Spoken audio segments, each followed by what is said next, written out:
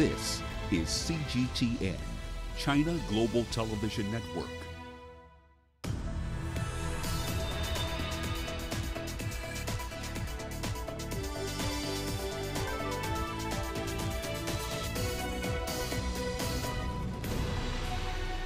Hello there and welcome to Global Business Africa. We'll be giving you insight into Africa's business and financial markets.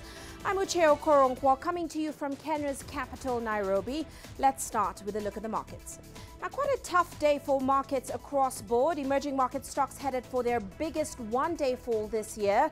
Of course, they tracked a global sell-off with investors piling into the safety of bonds on concerns over slowing global growth and, of course, fears of a U.S. recession. Now, South Africa's JSE falling almost 2% on the day, seeing broad-based losses as, of course, fears mount over the state of the global economy. Egypt's EGX 30 also down today amid a profit-taking streak from individual investors who, of course, are awaiting Q1 results. Now, also coming up on the show today. Plane manufacturer Boeing gets commitments from Ethiopia and Qatar as investigations into the 737 MAX continue. And the 2019 edition of the Africa CEO Forum kicks off in the Rwandan capital of Kigali. And a look at South Africa's first black-owned air taxi service. Well, let's start off with Ethiopian Airlines. The company says it will keep close ties with U.S. plane manufacturer Boeing, despite concerns about its 737 MAX 8 model, which of course crashed earlier this month, killing all 157 people on board. Now, Boeing has come under intense scrutiny as this was the second crash of their new 737 MAX 8 model. The CEO of Ethiopian Airlines has now promised to work closely with the investigators following reports of a lack of cooperation from Ethiopian authorities. Here's CGTN's Girum Chala reporting. Ethiopian Airlines has a long-standing and perhaps a bankable relationship with Boeing throughout its 70-plus years of service delivery in the skies. Two-thirds of its fleet of planes are Boeing-made. But the recent crash of the 737 MAX 8 plane has indeed created concerns from the Ethiopian side and fears from the Boeing side. However, on a press statement, Ethiopian Airlines Group CEO Tewolde Gebremariem said, and I quote, "Let me be clear, Ethiopian Airlines believes in Boeing. They have been a partner of ours for many years," and it of quote. Tewolde said ET was the first African airliner to fly the 767, 757, 777-200 LR and was the second nation in the world that's next to Japan to take delivery of the 787 Dreamliner. And so despite the tragedy, Boeing and Ethiopian Airlines will continue to be linked well into the future. Answering for Boeing's complaints of lack of proper cooperation from ET in conducting the ongoing investigation, Ethiopian Airlines CEO said, and I quote again, "The investigation of the accident is well underway and we will learn the truth. At this time, I do not want to speculate as to the cause. Many questions on the 787 MAX plane remain without answers, and I pledge full and transparent cooperation to discover what went wrong," end of quote. Gurumjala CGTN, Addis Ababa, Ethiopia. Meanwhile, the largest annual conference for Africa's private sector has seen more than 1,500 delegates descend on Rwanda's capital of Kigali. Now, they seem to have one thing in mind: regional economic integration. It's a partnership with the International Finance Corporation, which is aimed at enhancing Africa's development. The IFC says Africa's decreasing foreign direct investment, coupled with growing public debt, are a cause of great concern. Now, to help bridge that gap, the forum's president, Amir Ben Yahmed, has identified energy, agriculture, and tourism amongst industries that can help accelerate economic growth. This is fundamental. We are going from a moment where before governments were all around trying to promote growth without talking to the private sector, without associating to the private sector. And now, once we have created the CEO Forum, we have made it the biggest platform for African companies to try to engage with the governments, and growth needs to come from the private sector. It's not going to come from the governments. Governments are already highly indebted, and the main goal right now is to empower private sector to create this growth. Well, let's get the latest from the ground. CGTN's Ramanyang now joins us in Kigali. Rama, welcome to the show. Now, certainly the focus this year seems to be using regional integration and certainly projects like the Africa Continental Free Trade Area to drive private sector growth going forward. So, Rama, what's the discussion on ground? Right, so it does cover a whole range of things. On the one hand, remember, just for the benefit of our viewers, for that continental free trade area to come into effect, you need 22 countries to sign and ratify it. 21 have done so. Ethiopia was the most recent country to do that. We are one country away from the continental free trade area effectively from coming into effect. On the one hand, there's the promise of this massive free trade deal. It's going to be the biggest, frankly, by number of member states anywhere on the planet. But on the other, you had a lot of caution from a lot of executives who are coming in saying, yeah, sure, it's brilliant. You've set up a massive trade deal that covers a whole bunch of countries, but have you streamlined and agreed on a common set of rules? What's your dispute resolution mechanism? What lessons have you learned from the friction that you're seeing in existing regional economies? The East African community is one good example with the tiff that we're seeing at the moment between Rwanda on one hand and Uganda on the other. Rwanda's president did cover that in a bit of detail earlier in the morning in the panel that he was a part of. So there's a bit of cautious optimism. Yeah, sure, by all means, let's open up markets, but are we setting common rules that we are all agreeing on that we can all enforce at the exact same time so that when disputes do eventually emerge, as they certainly will, we can all essentially say, yeah, this is the rule book, here's how we're sorting them out. So it's a bit cautious at this point in Kigali. Uche? Rama, and certainly one of the big topics there is regional expansion in the digital age as well.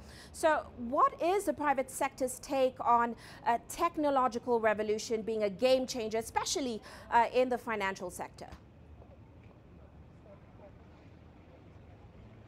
Oh, that was a fun conversation this afternoon. A fairly interesting panel discussion that I had with the governor of the Central Bank of Kenya, representing the regulators, the head of Orange operations for Middle East and Africa, Alundia, and of course bank CEOs as well. And the answer pretty much depends on who you ask. So on one hand, even the Central Bank of Kenya governor, Patrick Njoroge, was pretty clear that as far as he's concerned, blockchain has a lot of potential. Yes, by all means, let's explore how this will work. And the Central Bank of Kenya is considering a range of blockchain-based solutions to financial problems, although he didn't say exactly when those are going to come to market.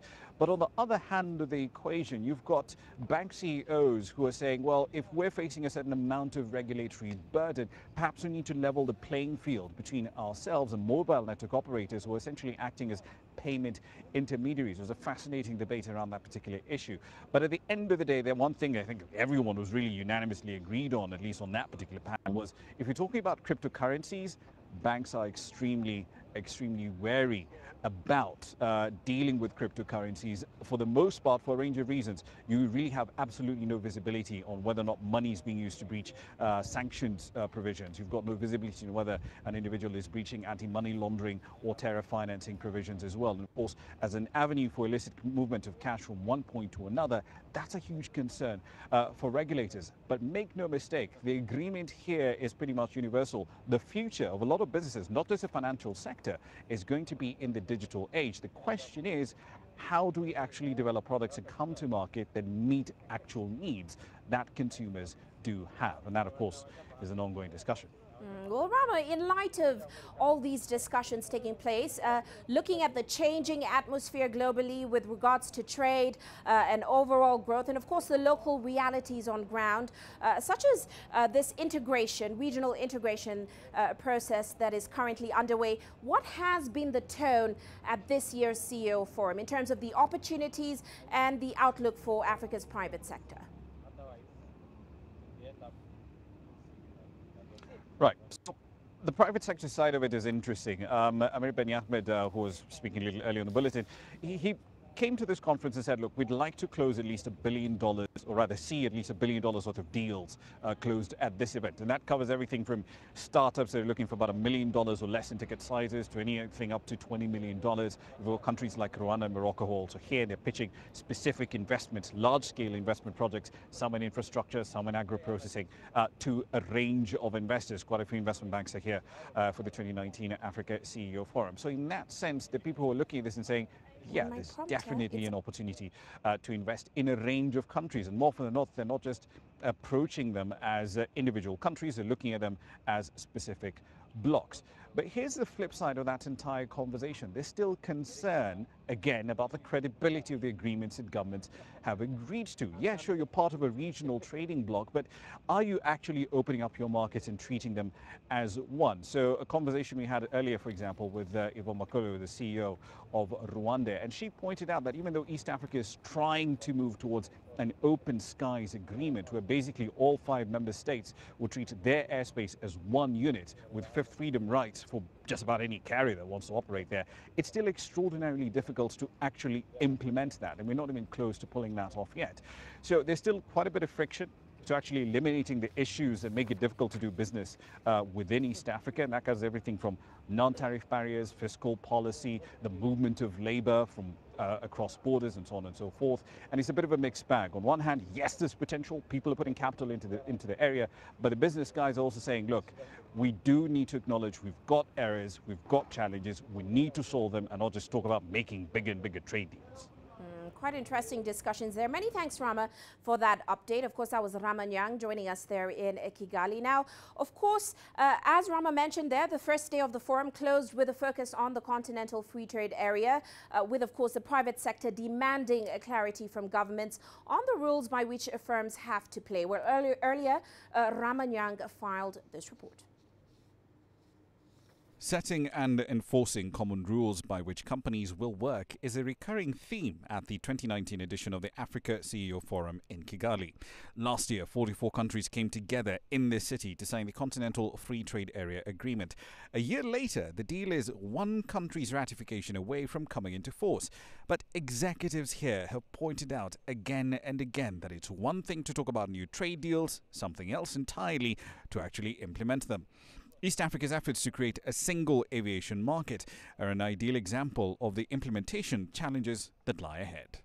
We still have some level of protectionism as well, where certain airlines believe that by opening up the skies, then it'll dilute their business. It'll encourage more airlines to come in, which will not be sustainable for the airlines. But I do not believe that that's correct at all.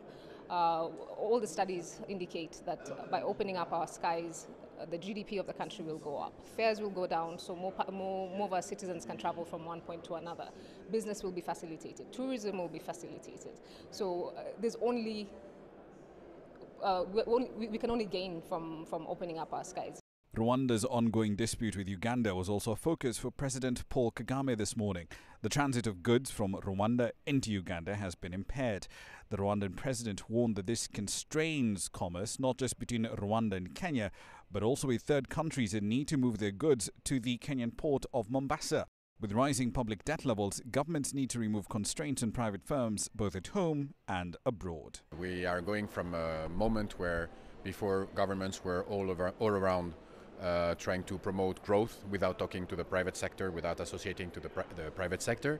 And now, once we have created the CEO Forum, we have made it the biggest platform for African companies to try to engage with the governments, and growth needs to come from the private sector. It's not going to come from the governments. Governments are already highly indebted, and the main goal right now is to empower private sector to create this growth.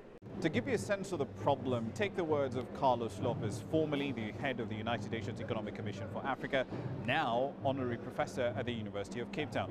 It costs more in time and money, he pointed out, to move, say, a container of goods inland from East Africa to the port of Mombasa than it does to move the same container from Mombasa into mainland China.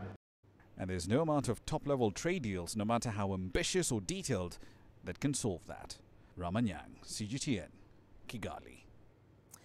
Well, let's shift focus now and head to Mozambique, where the risk of waterborne diseases is increasing as a result of flooding from Cyclone Idai. Now, humanitarian agencies and authorities there are gearing up to move the tons of aid that have been accumulating in and around Beira and other collection points in the region.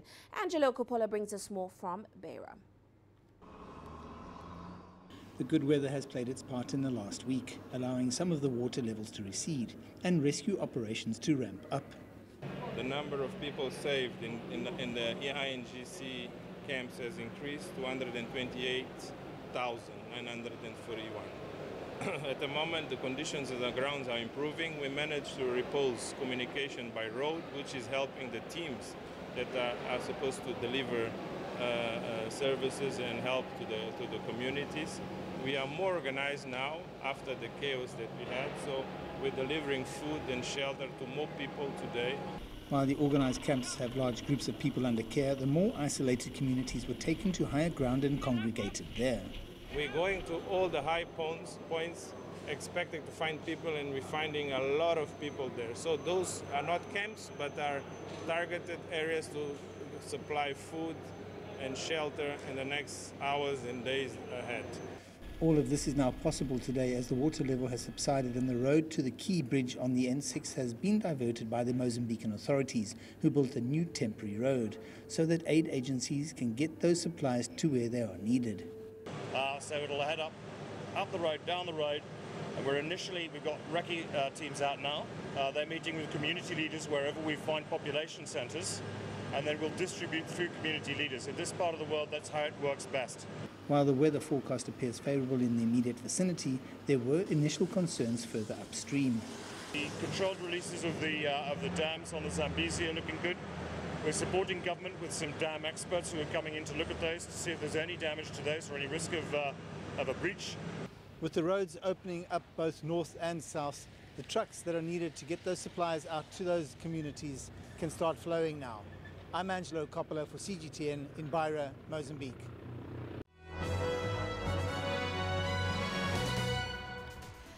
Moving on now, here's a look at some of our corporate headlines today. Tencent shareholder Naspers has announced plans to float a portion of its e-commerce ventures in Euronext in Amsterdam. Now, this move is expected to create Europe's largest listed internet group. Naspers holds a one-third stake in Tencent, aside from owning assets such as OLX and mobile classified platform Letgo. The company has transformed from a newspaper publisher into a media and internet giant with a market cap of $104 billion.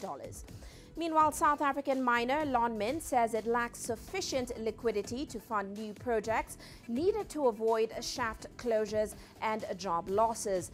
The London-listed miner, which is being bought by Sibanye-Stillwater, has been crippled by soaring costs and subdued platinum prices. The takeover is contingent to cost-cutting measures in efforts to conserve cash and retain a positive cash balance. The deal is valued at $361 million, which is likely to lead to more than 10,000 layoffs. Meanwhile, U.S. sportswear maker Nike has been fined about $16.5 million for blocking cross-border sales of soccer merchandise of Europe's best-known clubs, and that was between 2014 and 2017. Now, the illegal practices are related to licensed merchandise for FC Barcelona, Manchester United, Juventus, Inter Milan, AS Roma, and the French Football Federation. The block of sales goes against the latest EU sanctions against such restrictions.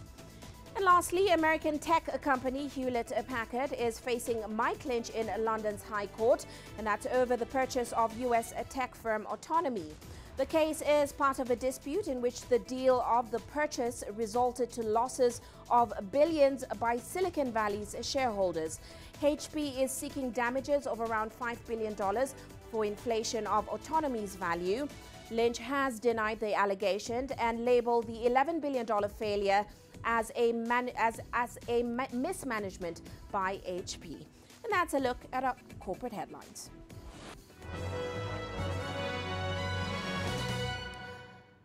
Well, let's head into a short break now, still to come on the show.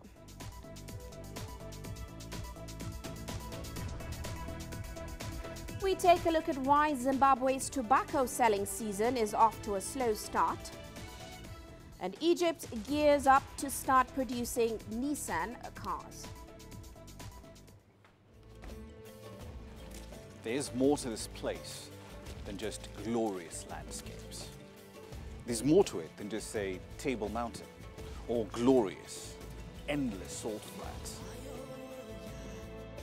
There's more to it than countries that are home to some of the deepest mines in the world.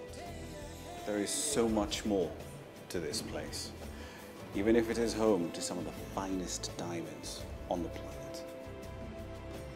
It is the sheer diversity of the people who call Southern Africa home and the relentless drive to make it a better place that make it so special. And we know that because this too is home.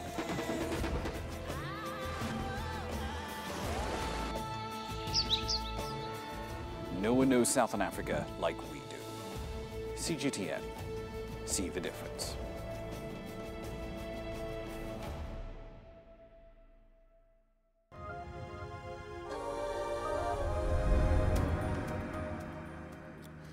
Well, let's go to Zimbabwe now. There's been a slow start to the country's 2019 tobacco selling season as farmers there withhold their crop over a dispute in payment. Now, the country could also see a 20% decline in output due to a poor rainy season. Here's CGTN's Farai Mwakutuya reporting.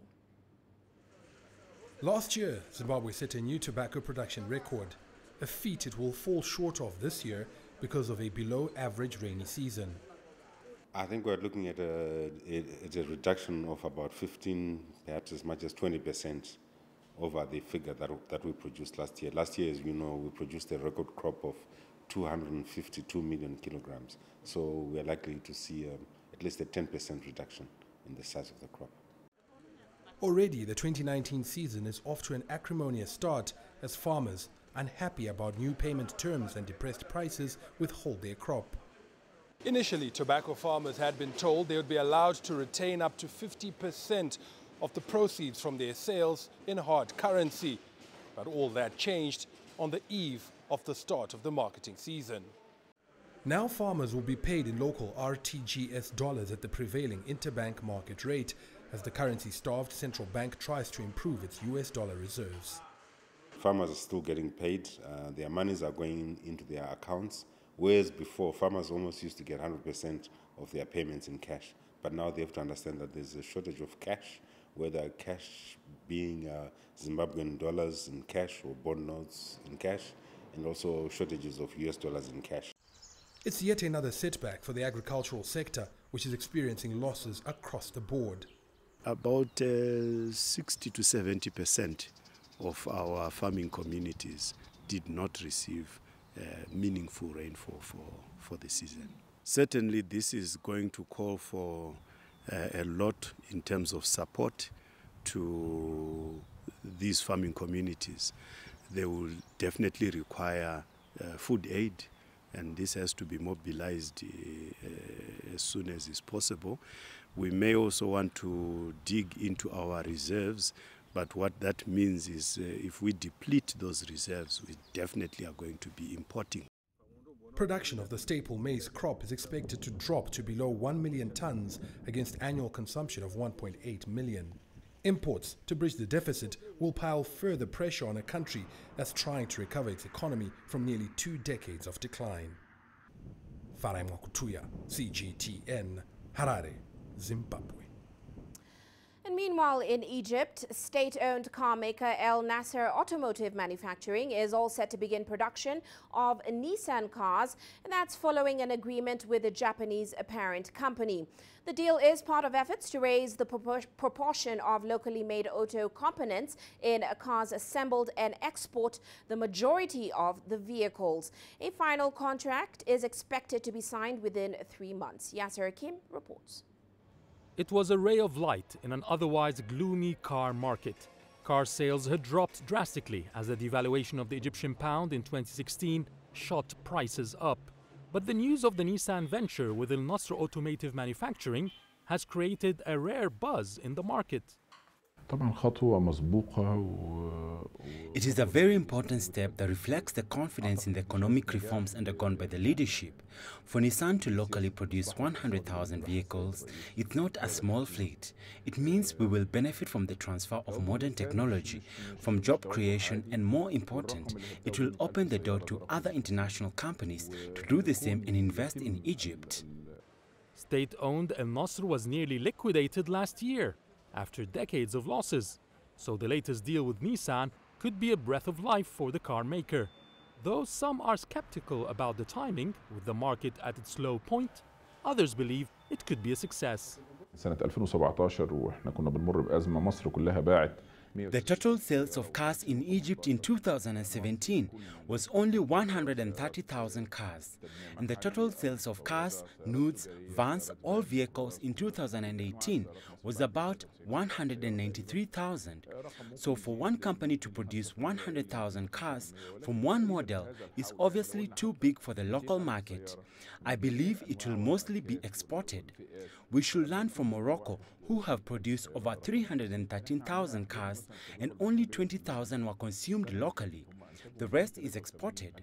This brings huge hard currency revenue for the state and strengthens the economy. Officials from Al Nasr and Nissan have not commented, just saying they are still in talks. Negotiations are ongoing about the Japanese car maker assembling 100,000 vehicles a year at the Egyptian facility. The Nissan deal couldn't have come at a better time for the auto industry. Producing cars locally means lower prices and higher sales volume in the market. Yes, Hakim for CGTN, Cairo. And to South Africa now, the Cape Town International Airport is set to undergo a major new expansion plan. Now, this will see it construct a new runway as well as new international and domestic departure lounges. The project is estimated to cost more than $500 million, and it will meet the growing needs for an increase in travelers from both local and foreign markets. The airport is also aiming to position itself as a hub for travel into the African market. CGTN's Travis Anders tells us more. For the last few years, Cape Town International Airport has consistently been voted as Africa's best, including at the Skytrax World Airport Awards, and it's easy to see why.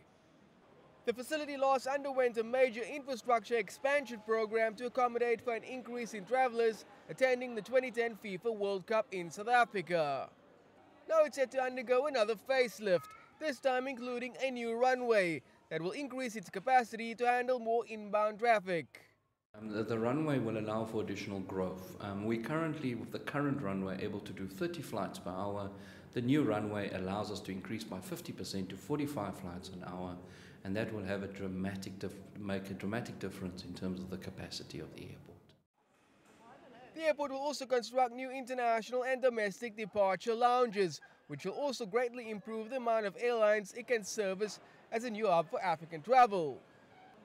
Close to 11 million passengers come through Cape Town International Airport every year, and that is set to grow, which has necessitated the need for a new 3,500-meter runway, which in itself poses quite a technical challenge.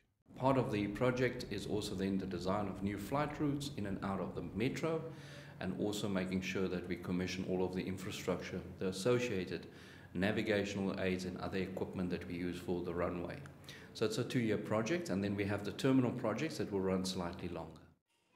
13 new routes and 18 expanded routes have made the airport a key component for the tourism industry, but infrastructure limitations have been a growing obstacle. The expansion of Cape Town International Airport means it will finally be able to accommodate some of the world's largest aircraft, including the Airbus A380, which still has to land in Johannesburg due to Cape Town's shortened runway and a lack of skybridge facilities. But that is all set to change. In the really difficult year we've had, we still delivered 8.5% in growth in non-stop seats to Cape Town. What you've seen is huge pressure on the assets. So now the priority infrastructure project for AXA as a group, the airports company of South Africa, is this expansion of Cape Town International. And we've already got a truly world-class airport. We're going to have a dramatically expanded facility in a couple of months' time. The entire expansion program is scheduled to be completed in 2 phases, with the realigned runway set for 2020 and the new international and domestic lounges set for a 2023 completion date. Travis Andrews, CGTN, Cape Town. Now, ahead of the China-Africa Economic and Trade Expo, which is set for June this year, a Chinese delegation from Hunan province, led by Governor Sri Dajie, has visited a local Kenyan company in a bid to engage and familiarize itself in African brand products. Sri Dajie later visited the African headquarters of China Global Television Network, based in the capital, Nairobi. Now, his visit seeks to enhance economic and industrial cooperation and transformation between China and Kenya. The Sino-African Trade Expo will be held in China's city of Changsha. It is projected to promote investment, trade, and future economic cooperation between China and Africa.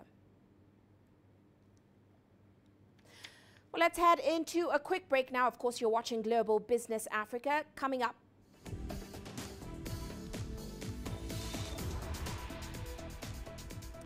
Chinese President Xi Jinping begins his tour of France, and where drinking beer can contribute to attainment of one's highest levels of consciousness.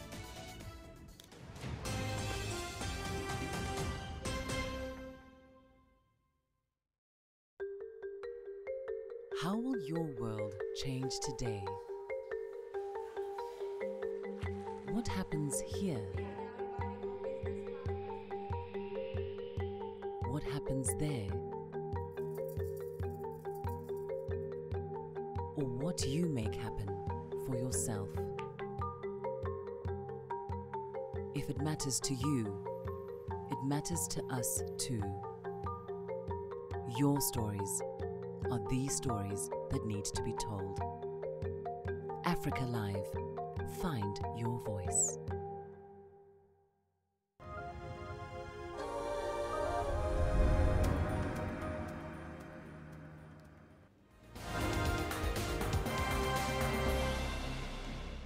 Just about 1:30, let's recap today's headlines. In the Democratic Republic of Congo, the International Rescue Committee is reporting at least 58 new Ebola cases. The humanitarian aid group says the number of cases could be higher. The outbreak in the DRC is currently the second worst in its history. Government and aid agencies have been struggling to provide treatment due to insecurity and violence.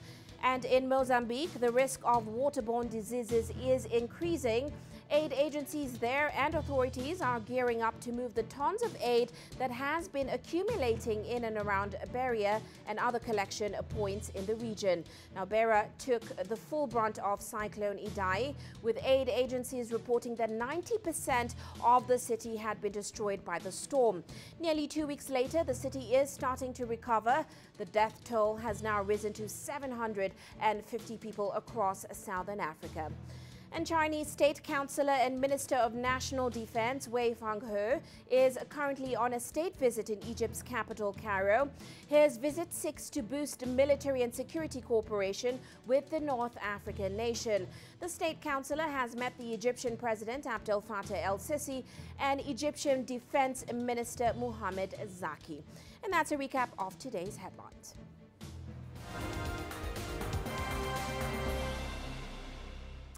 Well, moving to the international stage, Chinese President Xi Jinping is in the French capital of Paris. This is the third leg of his Europe trip. Now, earlier he met with his French counterpart, President Emmanuel Macron, in the southeastern city of Nice. Xi says both countries are in pursuit of multilateralism and are committed to building an open global economy. He also says a sound relationship is important, not only for the long-term development of both nations, but also the world as a whole. He is scheduled to meet with German Chancellor Angela Merkel and European Commission President Jean-Claude Juncker on Tuesday. Now, of course, France is the last stop of President Xi Jinping's three-nation European tour. It's a special year for China-France relations, as, of course, 2019 marks 55 years of diplomatic relations. A private dinner at a villa by the Mediterranean coast. A chance for a personal touch as the French and Chinese leaders begin their highly anticipated summit. Xi Jinping and his wife Peng Liyuan arrived late Sunday afternoon in Nice and were welcomed by French Foreign Minister Jean-Yves Le Drian. French President Emmanuel Macron was waiting at the villa. Xi stressed that maintaining a sound bilateral relationship is vital to long-term development of both countries and to their potential impact on the world. He said China and France share consistent visions for the future and both value the spirits of independence and self-reliance. Macron said the two sides are important strategic partners and should deepen cooperation in multiple fields. On Monday, they're expected to talk more about bilateral ties and China-EU ties. The two sides will sign a series of energy agreements, including cooperation in nuclear power and aerospace. The two leaders are also set to meet with EU Commission President Jean-Claude Juncker and German Chancellor Angela Merkel on Tuesday.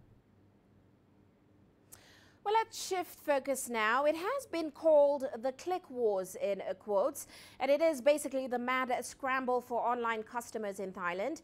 A rapidly expanding market has made the country a digital battlefield with e-commerce and social media competing for a slice of the action. Well, our Martin Alo has more from Bangkok.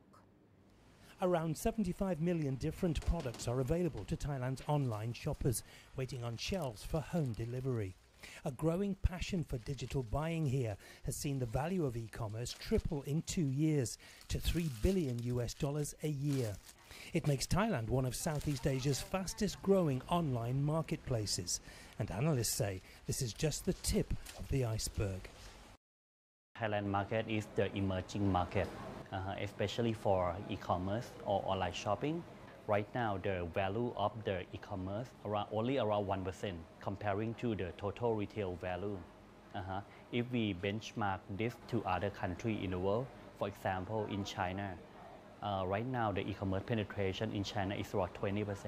Yeah, that means comparing around 1% to the China 20%. That means there is the very huge potential for Thailand e-commerce market to catch up that of in China. Established e-commerce giants such as Lazada, along with Shopee and JD, are dominant in Thailand. But now they're being challenged as social media turns to sales with the arrival of Google Shopping and Facebook Marketplace. Meanwhile, as social media is moving into sales, so sales is moving into social media. Lazada, for example, allows customers to post and chat on its app, rivaling Facebook. These providers want to become central to Thai users' digital lifestyles. New laws levy tax on sales by foreign platforms, which were previously exempt. But most see this as simply levelling the playing field with domestic sellers, and it's not expected to slow the online advance. Economists predict growth will continue, with e-commerce sales quadrupling to $13 billion a year by 2025. Investment in logistics is making it easier for people in the countryside to join the e-shopping revolution. An improved delivery network is now seeing almost half of all purchases being made in rural areas. Martin Lowe, CGTN, Bangkok. Meanwhile, around 30,000 gamers have descended upon San Francisco to attend the Game Developers Conference. It is a place where powerhouse gaming companies and startups showcase their latest technologies in order to inspire creativity. CGTN's Mark New is there. At this year's Game Developers Conference in San Francisco, a human spends quality time with a virtual human. I'm going to drop this cannonball in. I soon wear a headset and a backpack that allow me to roam free in a relatively new experience, a virtual reality escape room in Vertigo Games' The Corsair's Curse. After the escape, I try out Vertigo's Arizona Sunshine, a game where I work together virtually with someone I've never actually met in the real world. As we climb, tiptoe, and battle zombies, I'm amazed that the programming is smart enough to keep us from bumping into walls or each other. Free roam VR spaces like this have been expanding to shopping malls throughout the U.S. and many parts of the world. What it does have the power to do is, if you look at what's behind us, is people playing together. sort of like you go to the movies with people. Very, very few people sort of just go to see it by themselves. And I think that dynamic, that social dynamic, drawing people to malls, brings more foot traffic. And creating game characters through motion capture is becoming simpler and cheaper. With Reallusion's iClone, all you need is an iPhone and their software, and I can drive this character and put on whatever emotion I choose. In fact, this same technology was used to transform actor Keanu Reeves in his most recent film, Replicas. We provide a bridge for you to create a character, animate a character, and get motion data that's basically only compared to what you could see a few years ago in AAA studios or film studios. Now it's available for everyone. For the Chinese company Wonder Painter, a drawing takes seconds to capture and then become full of life on screen. And that goes for objects too, and even people like me. The thought of becoming a heroic video game character is no longer a dream. At GDC, experimental games are also working to turn the most dreaded tasks into fun.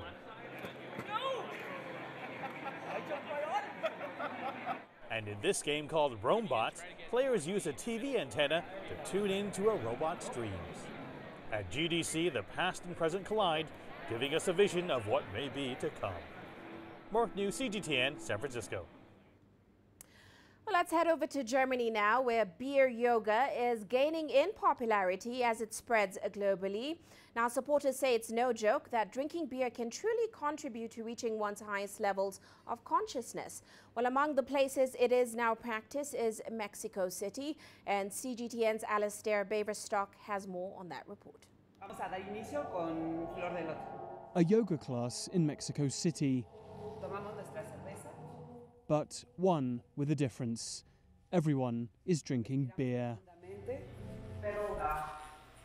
Downward dog, the cobra, and drink. This is beer yoga, the latest form of the Indian discipline in which practitioners drink 3 beers during an hour-long class. Yo practicaba solo yoga. Before I practiced only yoga, but when I heard about a mix of yoga and beer, I love beer, so it seems a perfect combination. When I get stressed out after work, drinking a beer relaxes me, and yoga relaxes me too. So the combination of both is incredible.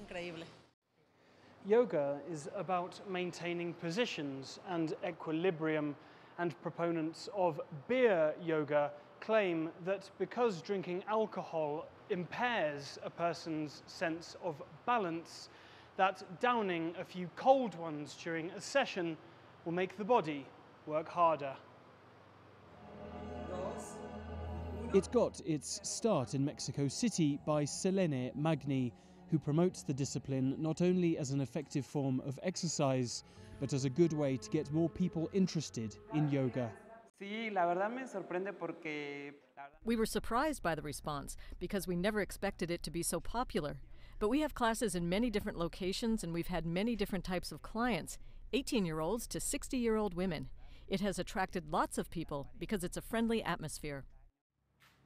Bernardo Vela is a physiotherapist who says that while beer yoga may be a good way to get people interested in physical activity, it shouldn't be anyone's primary workout.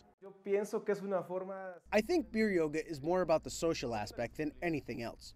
Yoga is a discipline, and if you want to follow that discipline regularly throughout the week, perhaps on Fridays you can do a beer yoga class to be a bit more relaxed, as long as it's not something you take seriously.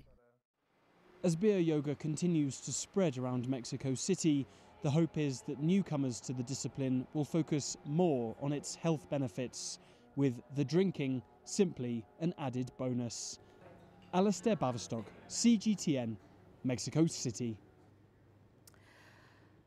Well then, on that note, let's take a look at commodities today. Gold prices climbing up as investors suddenly looked for safe haven assets, of course, over concerns of a possible recession in the US. Gold, of course, has gained over 13% since touching a 1.5-year low last August, mainly driven by a dovish US Fed and, of course, global growth concerns. Meanwhile, oil prices steady today with concerns of a sharp economic slowdown competing with support from tighter supply due to OPEC's production cutbacks and, of course, US sanctions on Iran and Venezuela. Well, let's take a quick break now. Coming up.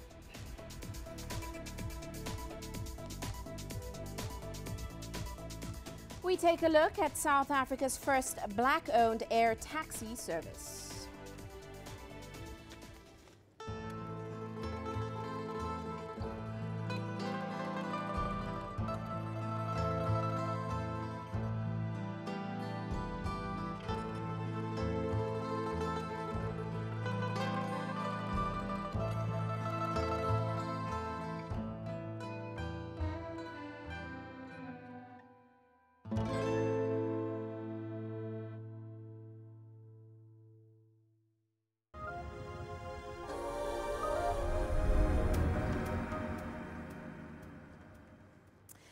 Now, what is expected to be the tallest tower in Africa is under construction by a Chinese company at the moment in Egypt. It should be ready by January 2020. Well, CGTN's Yasser Hakim visited the site and filed this report.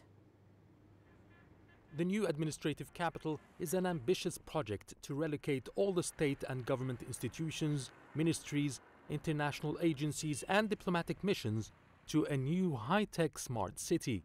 The new capital is expected to house nearly 6 million people in the next 5 years.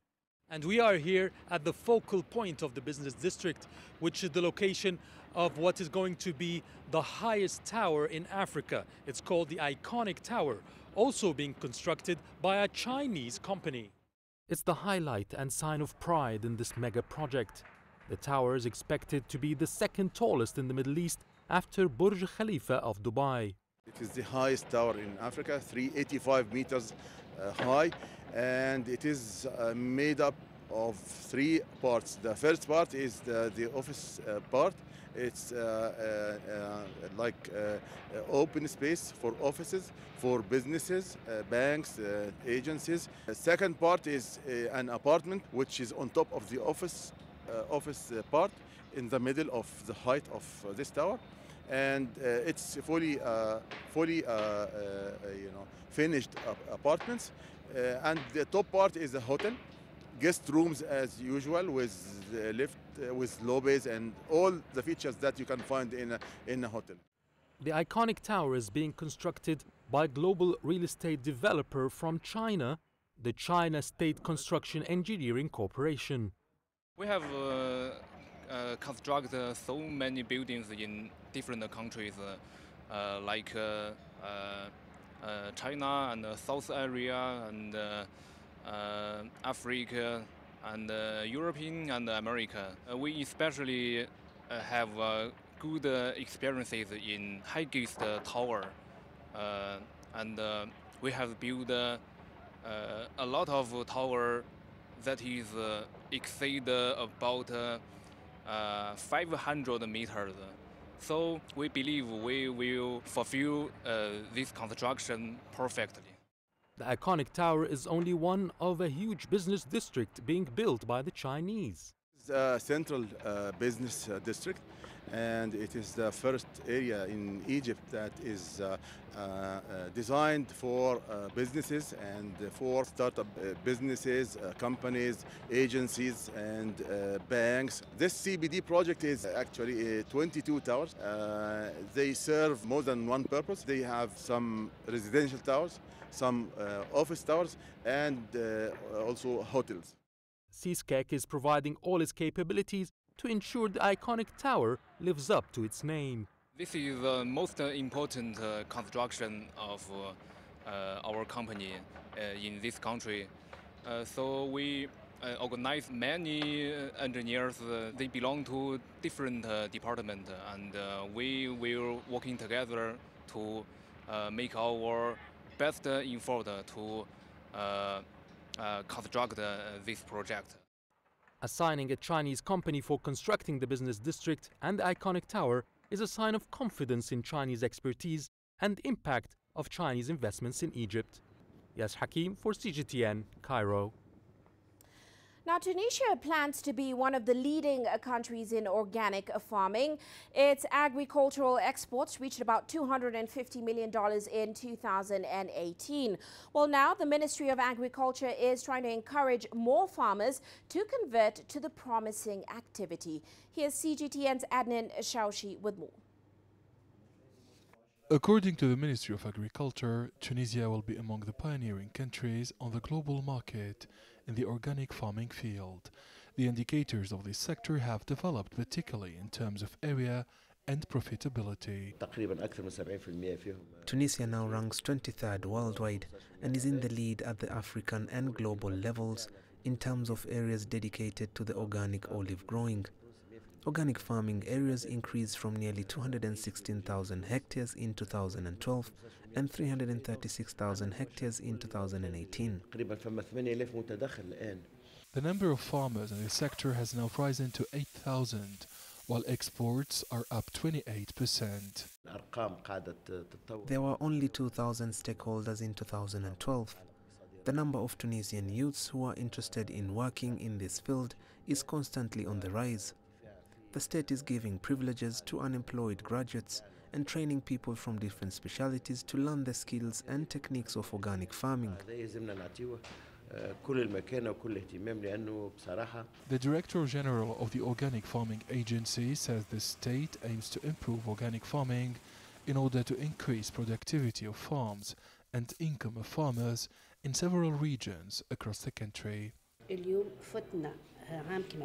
16,000 to 380,000 hectares are dedicated to organic farming. In 2009, we produced 4,000 tons of organic produce. Last year, Tunisian farmers produced over 1.2 million tons. In the year 2000s, we exported about $1.5 million. Now we're exporting the equivalent of $250 million. The Ministry of Agriculture says Tunisia is now sharing its know-how in organic farming with many countries in sub-Saharan Africa. The experience started with Algeria, here in the Maghreb region. The Organic Farming Agency was created in the 1990s. In 1999, the Tunisian parliament passed the first law on organic farming, which is governed by rigorous rules. A national commission is in charge of presenting proposals aimed to increase organic production and to reinforce the sector's management. Aden Shawishi, CGTN, Tunis. Now in South Africa, Thokozani Mia is the founder of the first black-owned air taxi service called Neo Aviation. It flies up to 4 passengers per trip to a multitude of airports and airstrips in Southern Africa. Well, Neo Aviation aims to change the air travel experience, making private and personal air travel not only convenient but accessible to many. Here's CGTN's Yolisa Njamela with her story. A first of its kind in South Africa, Neo Aviation was founded by Thokozani Mia in 2011.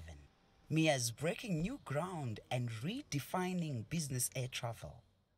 The whole idea of Neo Aviation is to make it easy for people to fly to their respective destinations. The charter company takes up to 4 passengers anytime, anywhere, with simple queues and check-ins. Being involved in aviation has been Mia's lifelong dream. I thought to myself, one day I'll do something about, becoming in the aviation business, right? Then I started traveling a lot. And then the whole dream came back. I was like, I need to find something that I can do within the aviation space. Then 2010, then I started doing my PPL, private pilot license. Then that's when the dream started realizing. I was like, okay, cool. I need to find something that is very innovative, new, and then that's when I came up with an air taxi. After doing intense research in aviation and aviation-related matters, Mia would then travel to Atlanta in the United States to gain first-hand experience of the air taxi business. I found out there were some guys in the US that they were doing the similar concept. And then I went there 2012. I spent like a week with them. They were showing me what they were doing. They were using exactly the same aircraft. Then after that, I went to Duluth, where they manufacture these specific aircraft. the rest is history. Neo Aviation is currently doing 40 hours weekly at 18 Rand per kilometer. So I asked him if that's not a bit too steep. I look at it as an Uber in the air, right? So in South Africa, everyone uses Uber to get to their destination. We charge per kilometer, right? It's 18 Rand. So if you convert that, that's almost $1 something, right? So for me, it's if you value your time, right? You've got businesses and meetings that you want to attend to into different areas, then this will be a available service for you, right? So it depends. I mean, every premium service comes with a price, but price is relative. Mia concedes that building a successful aviation company has its fair share of challenges. Although established in 2011, Neo Aviation only acquired its operating license in 2017, and they only started flying in 2018. When we started, the first month of flying, we did about 2 hours. The following month, we did about 6 hours. So we've been growing over time. By June of last year, we were already doing over 40 hours in a month, right? And then we've partnered with some company now that we're flying them into countries like Namibia, Botswana, Zimbabwe, Mos, right? So we do more hours, and we're seeing the growth now this year as well. So a lot of corporate companies are coming on board because they're looking for a convenient way of flying to get to their destination. So yeah, it's actually been great. But he's quite content that his passion for success and his persistence has finally turned his dream into reality. I don't know. I think it's still a dream. I always pinch myself.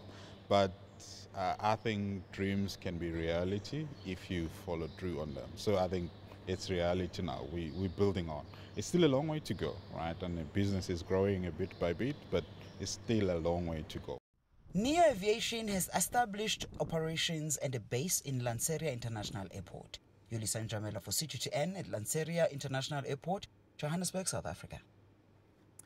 Well, before we go, let's take a quick look at how Africa's currencies performed today. South Africa's rand firmer against major global currencies, faring best against the pound, and that's amid ongoing Brexit developments. Meanwhile, Kenya's shilling firm against the dollar, with inflows from horticulture exports and diaspora remittances meeting demand from the energy sector. Well, that's it for this edition of Global Business Africa. Remember, you can send your feedback to the contacts on your screen. You can also follow us on our various digital media platforms. From me, Uche Okoronkwo, and of course the rest of the team, thanks for watching.